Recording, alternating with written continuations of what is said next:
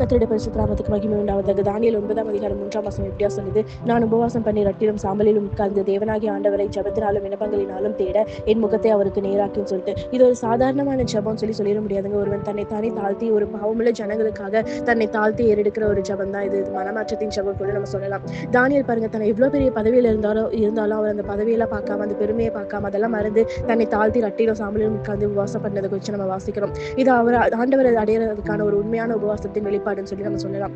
ஜெபத்தினாலும் விண்ணப்பங்களினாலும் சொல்லிட்டு இந்த இடத்துல வாசிக்கிறோங்க. இதன் மூலம் நம்ம உணர வேண்டியது என்னென்ன, உபவாசம் அப்படிங்கிறது வெறும் நம்ம சாப்பிடாம இருக்கிறது மட்டும் இல்ல, முழு இதயத்தோடு அவரை நோக்கி வளர்ந்துருவது தான் ஒரு உண்மையான உபவாசம் சொல்லி நம்ம பார்க்க முடியும்.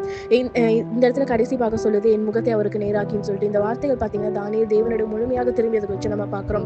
நம்மளுடைய ஜெபங்கள் இப்படிதாங்க இருக்கணும். பாவங்களை உணர்ந்து மனம் திரும்பி தேவனை முழுமையாக தேடுற ஒரு ஜெபமா இருக்கும்போது பாருங்க, அதுக்கு ஏற்ற ஆசீர்வாதத்தை கற்றுக் கொடுப்பாரு. இன்னைக்கு நம்ம உபவாசிக்கும் போது தானியேல் போல நாமோ தேவன ஆராதனையோடு ஜெபத்தோடும் மனமாற்றத்தோடும் அவரை நோக்கி நம்ம பார்க்கும்போது பாருங்க, அது இன்னைக்கு நம்ம ஏறெடுக்கிற ஒவ்வொரு ஜெப விண்ணப்பங்களுக்கும் அவர் பதில் கொடுக்க ஒரு போதுமான தேவனாய் காணப்படுறார். கர்த்தர் தாமே உங்களை ஆசீர்வதிப்பாராக. ஆமென்.